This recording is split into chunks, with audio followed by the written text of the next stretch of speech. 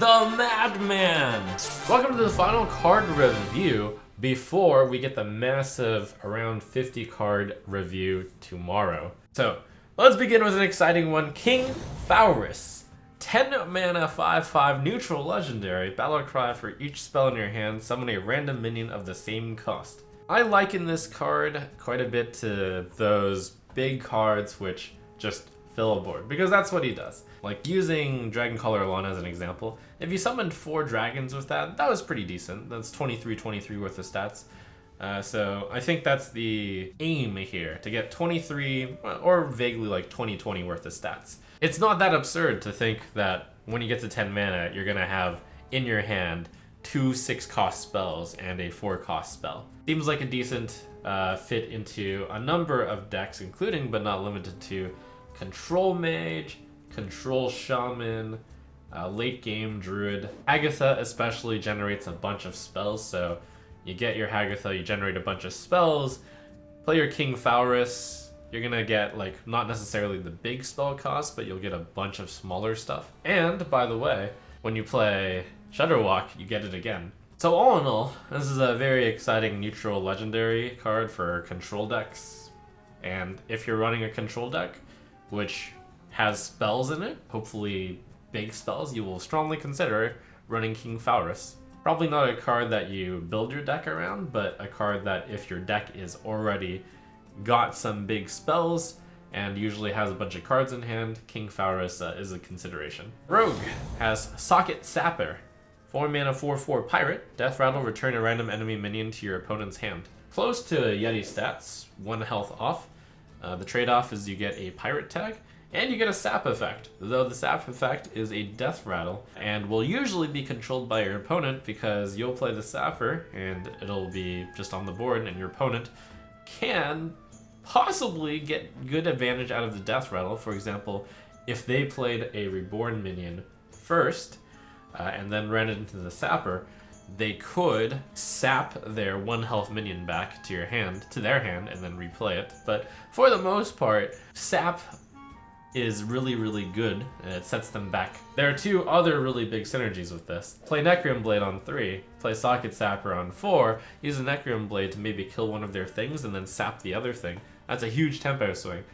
Or right now, Captain Hooktusk is sometimes pulling out Nightmare Amalgam. It seems really easy to just replace it with Socket Sapper, because Socket Sapper is really good with Rush. You send the Socket Sapper into something, and then the sap hits something else. So given that there's already a pretty solid deck out there, Hooktusk Rogue, I think Socket Sapper is certainly going to have at least some home. Kartut Defender.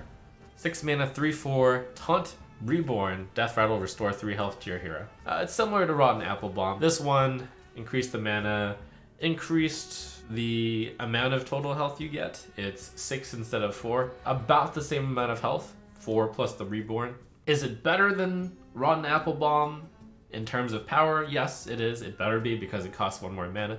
But is the extra mana worth it? I'm not sure. And given how popular Rotten Apple Bomb was, which is not very, I don't really anticipate Kartut Defender being one of the stronger options either. Wretched Reclaimer.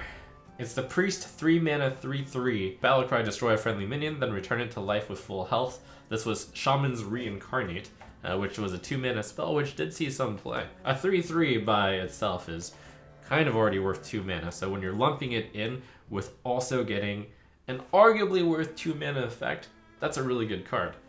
This card is so strong that it looks like it's strongly tying in some sort of early game Zoo Priest strategy. Turn 2, you play Grand Mummy. Turn 3, a really insane target for Wretched Reclaimer is right there, the Grand Mummy, which not only do you want to reincarnate because it has Reborn, but you also want to reincarnate because it has Death Rattle, so it's like a double benefit.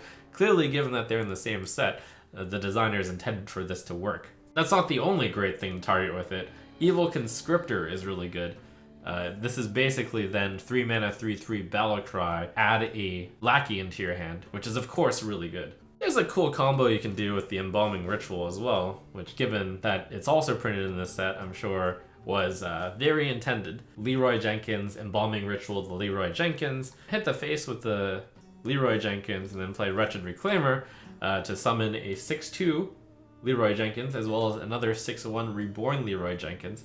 That's 18 damage for 9 mana and 3 cards. Play it with your Ziliax. You play your Ziliax, you rush into something, you gain the lifesteal off of it, you lose the Divine Shield, you Wretched Reclaimer your Ziliax, and then bam, you get to do it again. You get to rush into something with your Divine Shield, gain life again. It's nice. You can even use this with cards which have negative battle cries, such as Injured Blademaster. Bam, it's healed back to full. So it's like a huge Swiss Army knife. It's really good. We've got Wrapped Golem, 7 mana, 7/5 Reborn. At the end of your turn, summon a 1/1 Scarab with Taunt. We've seen this card before. It was Obsidian Destroyer in Warrior. Is a 7/5 with Reborn better than a 7/7? I would say yes, because big cards tend to get removed, and something with Reborn comes back at 1 more health, so your opponent still has to use at least some resource to get rid of the 1 health. If your opponent isn't dealing this with a spell, but with minion combat, it's also much trickier to kill this Golem, which requires dealing 1 damage to the Scarab, and then 5 damage to the Golem, and then another 1 damage to the Golem. If this does survive, you play High Priest Amit, and then you send in your remaining Wrapped Golem into something. It gets reborn as a 7/7, and then your Scarab spawn as 1/7s. That's value. Past just a good arena card, this is just a strong endgame card that most value-oriented late-game / control decks would consider. We're concluding with a very exciting one. It's the Quest Priest. Activate the Obelisk. 1 mana quest, restore 15 health. Reward Obelisk's Eye. The Obelisk's Eye is a huge hero power. Restore 3 health. If you target a minion, also give it +3/+3. That hero power is insane. If you're targeting a damaged minion, you're giving +3/+6 for 2 mana. And of course, +3/+3 is already worth around 3 mana, so it's a hero power that emulates a 3 mana spell each time. You can still heal yourself for 3, on top of giving minions +3/+3, or +3 up to +6 if you're actually healing them. The big question though is, how easy is it to restore 15 health? And can your deck manage to start the game off with 1 fewer card, because I mean, you're getting this quest. It seems like this fits into a zoo deck the best, because a hero power that targets a minion gives it +3/+3 is exactly the type of hero power that a zoo deck wants. Main combos of Activate the Obelisk is you're going to be playing Wild Pyromancer, Circle of Healing, Northshire Cleric while your Activated Obelisk is out. Possibly get a lot of good healing out.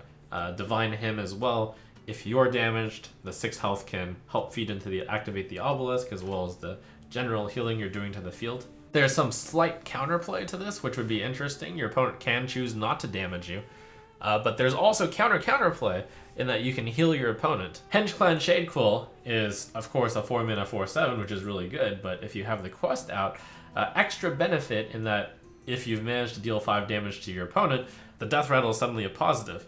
You're feeding the obelisk. Priest seems to have a good death rattle base built, and I think you will attempt to try this with Activate the Obelisk as well.